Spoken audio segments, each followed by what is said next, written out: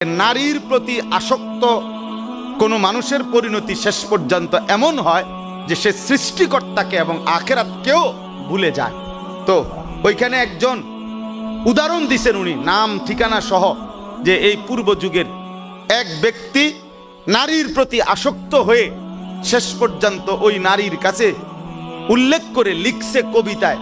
তো কবিতার অর্থ হইল, সে বলছে তোমাকে যদি না পাই তাহলে সৃষ্টিকর্তার সান্নিধ্য কিংবা জান্নাতের আরাম সবটাই আমার জন্য বৃথা। কথা বুঝেন নাই? আমি সৃষ্টিকর্তার সান্নিধ্যও চাই না, আমি জান্নাতও চাই না, আমার তোমারে দরকার, আমার তোমাকে দরকার। নাউযুবিল্লাহ।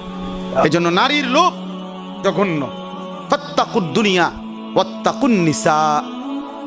নবীজি বলছে দুনিয়ার লোভ থেকে বেঁচে থাকো এবং নারীর লোভ থেকে বেঁচে থাকো।